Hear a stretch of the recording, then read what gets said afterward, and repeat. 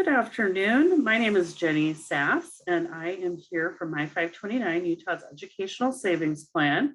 And I'm going to take a few minutes today to go over have a high-level overview of the Educational Savings Plan for Utah. Today, we're going to cover the following things and perhaps answer some of the questions that you've had over the years about the 529 plan and what it is. All right, let's talk about My 529 and about 529 plans. 529 plans were created to help people invest for higher education expenses and K through 12 tuition expenses. In addition, in the last few years, they've added registered apprenticeships as well as student loan repayment up to $10,000 to be utilized with 529 funds. And we'll get more into that later on in the presentation. The comparison we make is that they are similar to a Roth IRA. So they are an account where you put in after-tax dollars or post-tax money. Every state in the US has a 529 plan outside of Wyoming. My 529 is Utah's official savings plan, and we've been serving families in Utah as well as nationwide since 1996. My 529 is recognized as one of the top 4 plans in the country, and our fees are among the lowest in the 529 industry. Here's how it works. So we are direct sold. You set up the account directly with My 529. You don't need to involve a financial advisor or a third party unless that's something you'd like to do. The Utah Board of Higher Education oversees our operations. So we are quasi-governmental. We are a self-supporting state agency, and this allows us to keep our costs down, and it translates to low fees for our customers. We are not a bank. All right, in order to understand 529s a little bit better, understanding some of the terminology would be helpful. So first, when you go to open up an account, you need to identify the account owner. And this is the person who opens and controls the account. Then you list a beneficiary, and that's the person you're saving for. Account owners must be at least 18, have a social security number or tax identification number, and a physical US address. The beneficiary can be anyone you want to save for. They must also have a social security or tax identification number, and there's one beneficiary per account. Most beneficiaries are usually the children of account owners, but they can also be grandchildren, nieces, nephews, godchildren, your neighbor, even yourself. After this, you'll choose an investment option and contribute to your account. 529s give people a tax advantage way to save for education. This is where 529 plans have an edge over other savings vehicles. The key reason to choose a 529 is to save for education. Earnings grow tax-deferred from federal and state taxes. Best of all, you can withdraw the money tax-free when you use the funds for qualified education expenses like tuition and fees. We'll talk more about how you can use your funds in a few minutes. The key to choose a 529 to save for education, earnings grow tax deferred from federal and state taxes. Best of all, you can withdraw the money and use it for qualified higher education expenses like tuition and required fees, as I said. Also, the Utah taxpayers who claim the annual Utah state income tax credit can earn even greater savings. The state of Utah offers My 529 owners who are Utah residents a 4.85% state income tax credit per qualified beneficiary on contributions up to certain limits. If you file single and contribute $2,130 during 2022, you could receive a $103.31 credit. Now, again, this is the cap for the credit. You can put less or more into the account, but this is just the cap to receive that credit.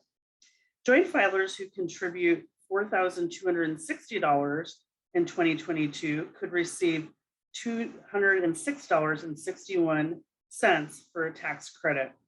This also works for grantor trusts as a credit, and there's a deduction possible for corporations. The tax credit or deduction is for contributions per qualified beneficiary. So if you have 5 accounts open with us, as in 5 children or grandchildren you may be saving for, you could multiply this number if you're maxing it out by 5. The beneficiary needs to be 18 or younger when designated on the account. And another great thing about that is when you open the account, if the beneficiary again is 18 or younger, you can take advantage of this tax credit, and that will continue on the life of the account as attached to that beneficiary. So if that beneficiary decides they want to go to graduate school in the future, or they're taking some sort of sabbatical, that money, if you continue to grow, if you're putting funds into it, and you have the ability to continue to take that tax credit. Just a reminder, the tax credits are a dollar for dollar offset of your tax liability. All right, investing with My 529. During the sign-up process, after you identify the account owner and beneficiary, you will select an investment option. Each My 529 contribution you make is invested on that investment option. We have 24 investment options that include stocks, bonds, principal preservation funds, or a combination. These investment options fall into 3 different categories. The first being enrollment date. We have 12 options based on the beneficiary's estimated date of enrollment in higher education. Investments range from conservative to aggressive. Conservative means more use of bond funds or funds that preserve capital, like stable value or FDIC, while aggressive meaning more equities or stock-based mutual funds are available. Our enrollment date options are similar to a target date retirement fund where the investment allocation is more aggressive when a younger beneficiary and becomes more conservative as a beneficiary moves closer to their estimated date of enrollment. Account owners have the flexibility to choose the enrollment date option that aligns with their goals and risk tolerance and aren't tied to an option based on the beneficiary's age. The next opportunity is our static options, and there are 10 of those available, and they range from aggressive to conservative.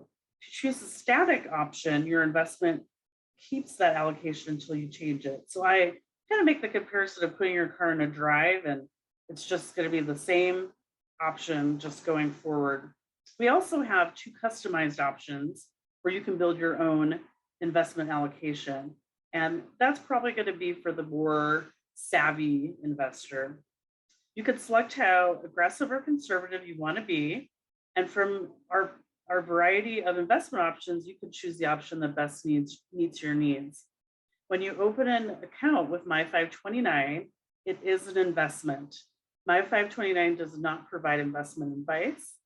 Funds invested in My 529 are not guaranteed unless held on the FDIC insured accounts.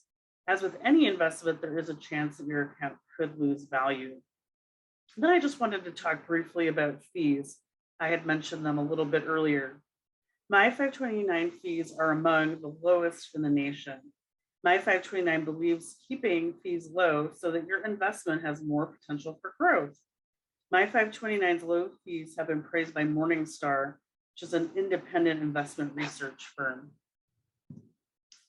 All right, next we're going to talk about how to contribute. And one great thing about My 529 is you can contribute as much and as often as your budget allows.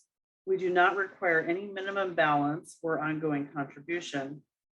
In this section, we'll discuss the different ways you can contribute and look at how even small amounts of savings can add up to your goal. Once you set up an account and choose an investment option, your next question is usually, how can I start saving? My 529 accepts checks, one-time or reoccurring contributions, bill pay, special occasion, and payroll direct deposit contributions. And just a note about payroll contributions, if your employer is able to facilitate multiple direct deposits, then they should be able to participate in our current payroll contribution process. Or you can just set up a reoccurring or automatic contribution directly from your checking account. We also have a gift program for family and friends to contribute to your beneficiaries account. And I'd like to just take a minute to highlight this. What you do as an account owner is you go in and you're able to create a gifting code. And this you could share with friends and family. I know often we're looking for gifts for kids that maybe are outside of toys or more clothes. Give the gift of education. And we have certificates on our site that you can print out to let your beneficiary, your recipient, know that they are receiving some money into their 529 account. Any money that is gifted into a beneficiary's account is going to go toward the tax credit that the account owner can have. So that money will be there to help them potentially get a higher tax credit, which is great. People want to know how much they should be saving. Since My 529 can't give financial advice, we can't answer that. But on our website, we have a free college savings estimator tool where you can plug in your savings goals and explore possibilities. Account owners can take advantage of additional resources as well. All right, moving on. One thing we could say for sure is that consistent savings adds up. Even saving $10, $25, $50, or $100 a month can defray college costs. It might not cover the entire degree, but it could cover books, housing, or tuition and fees. Many people who save with us have the goal of helping to cover the cost of education. They're not necessarily saving for the whole expense. The most important takeaway is every dollar you save means there's one less dollar you need to borrow and repay with interest. All right, now we'll explore how you can use your 529 funds. Here's how you can use your funds.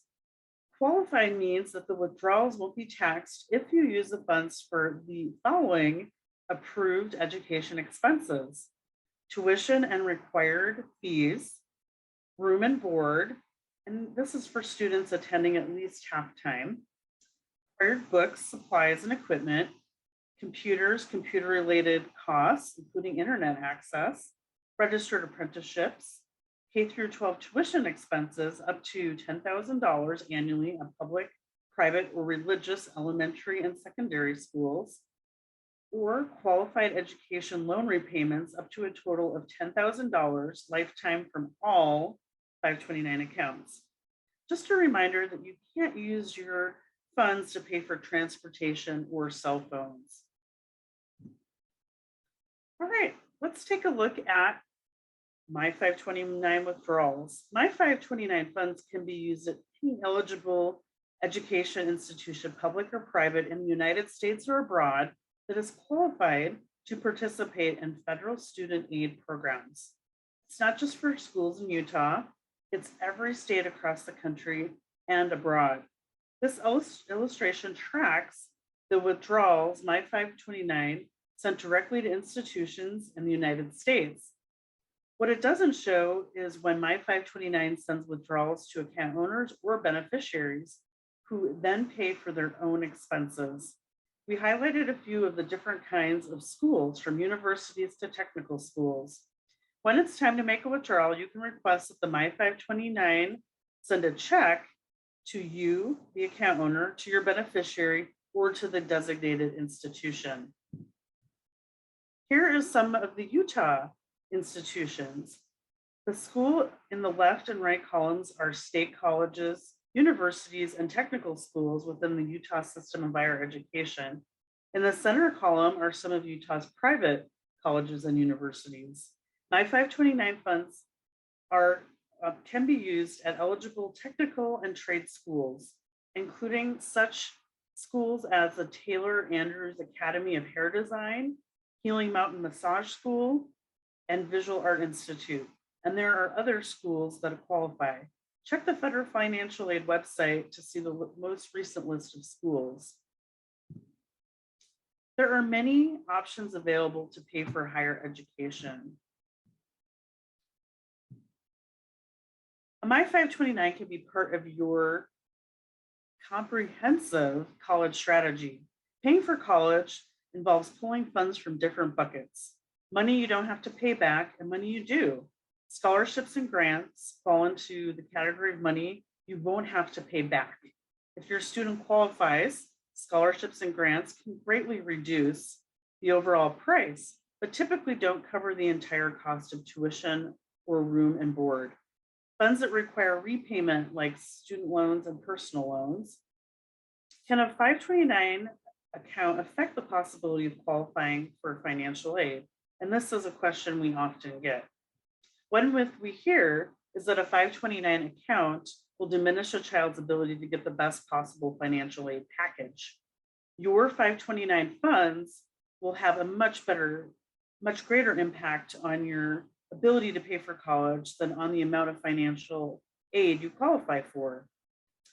When you file for financial aid, you will need to complete the free application for Federal Student Aid Form, also known as the FAFSA.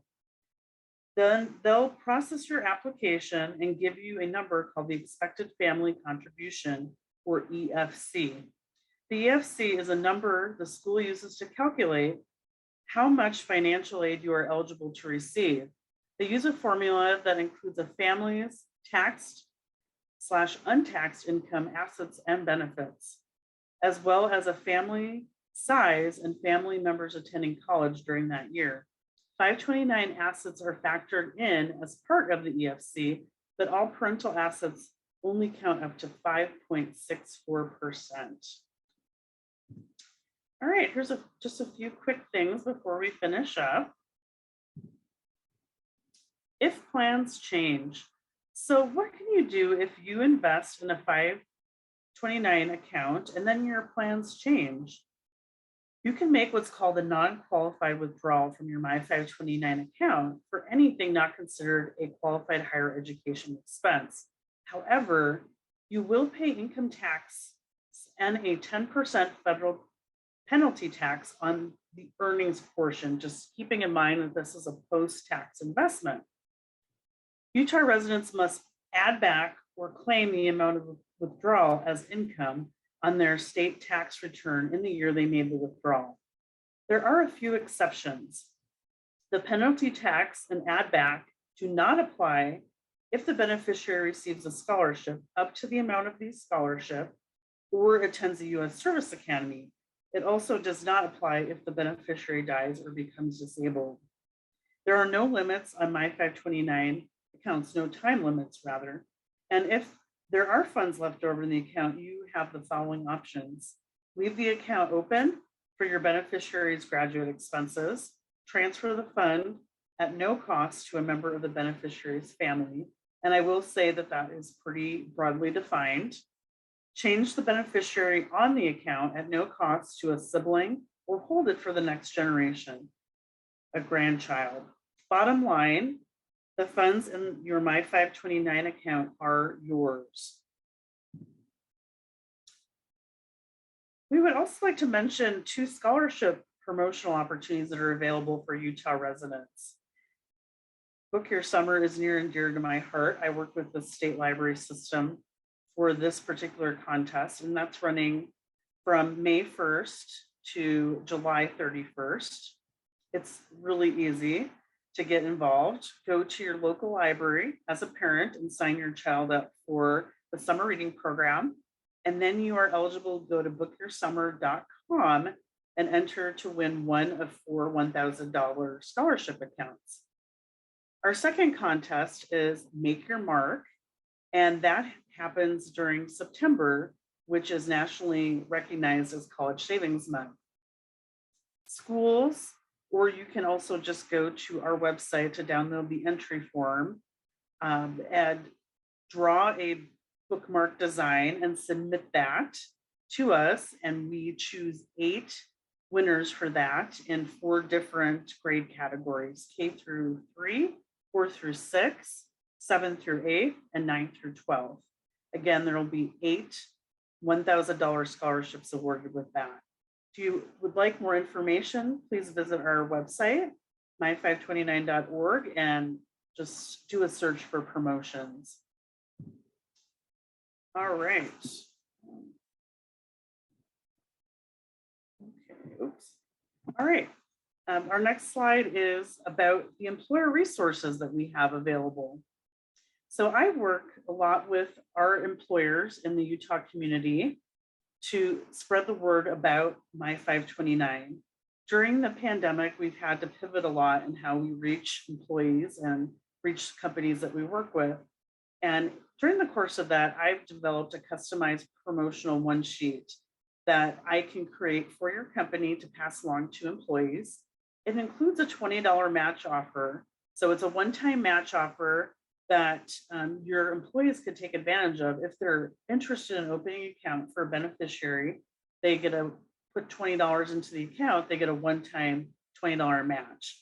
And that's been popular for employers that just want something very simple that they can pass along to employees to tell them about My 529.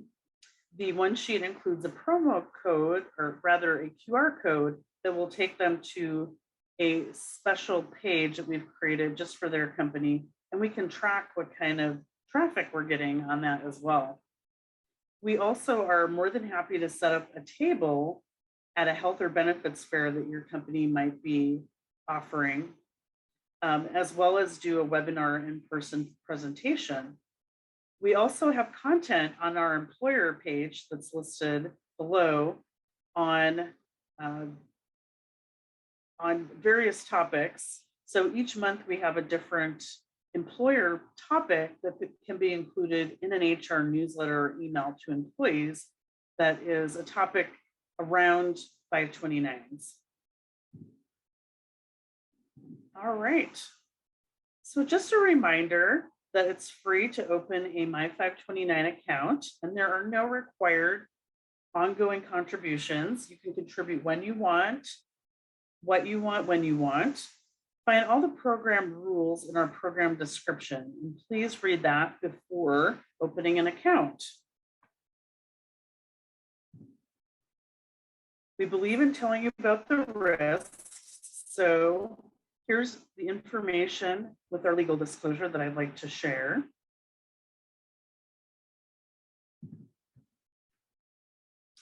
If you or your beneficiary are not Utah residents, or if you're recommending My 529 as someone who lives out of state, we ask to look at the 529 plan in your home state first. There may be state tax benefits or other advantages available to residents that My 529 can't provide. Thank you.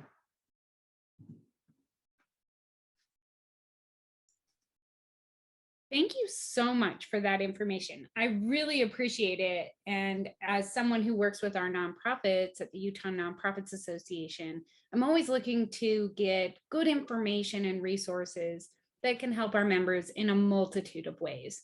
As I was listening to the presentation, I learned so much. I had a couple of questions.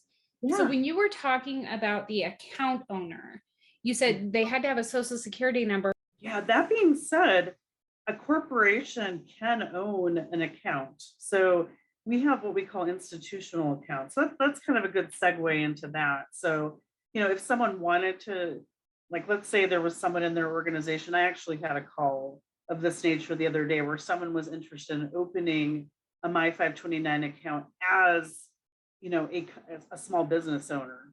And they do have the ability to do that. And so that is what we call an institutional account.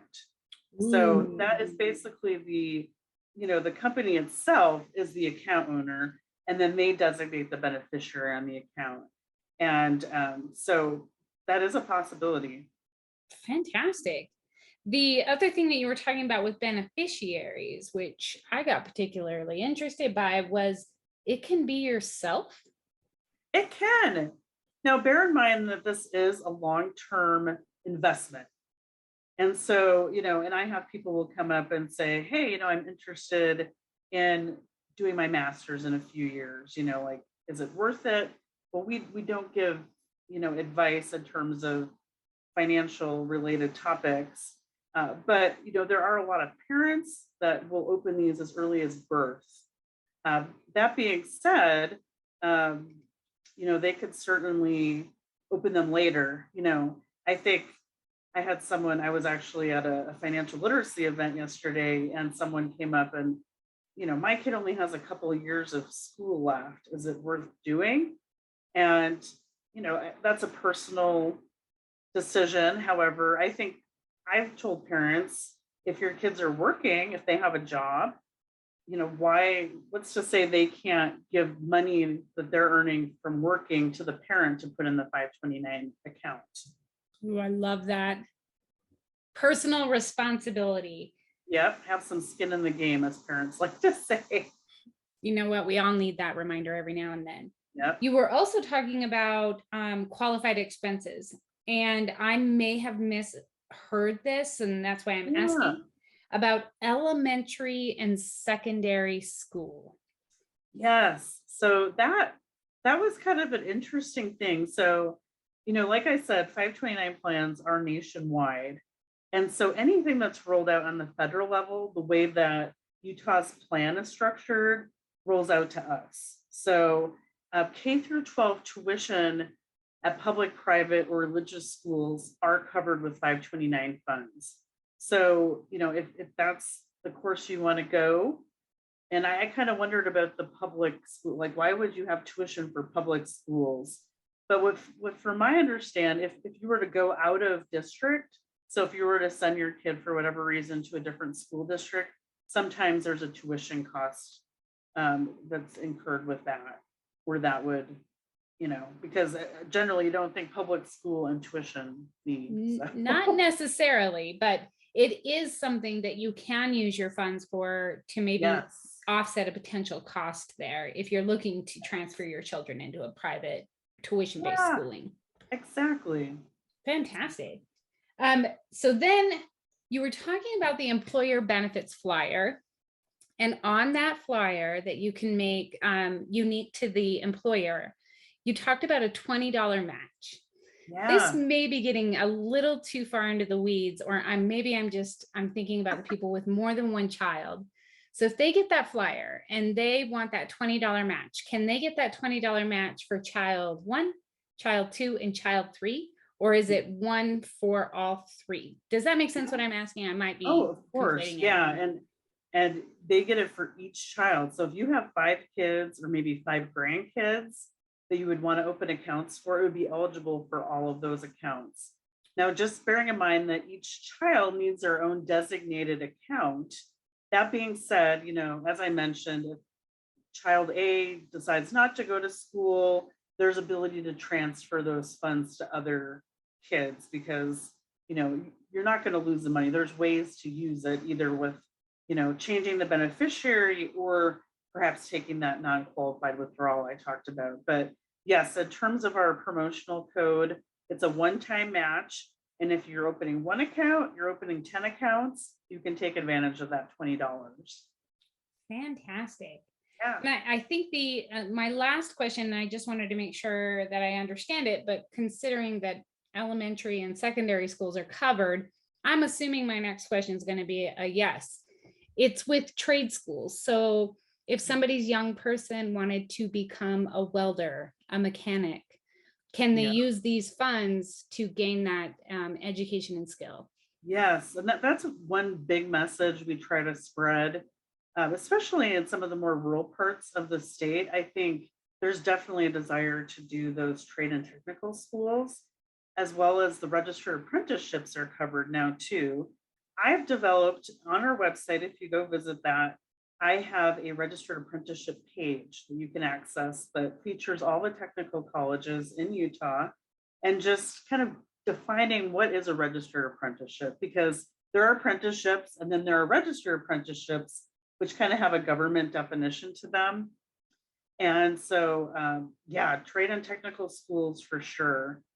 So it's definitely broad and looking even beyond Utah. It doesn't have to just be Utah schools.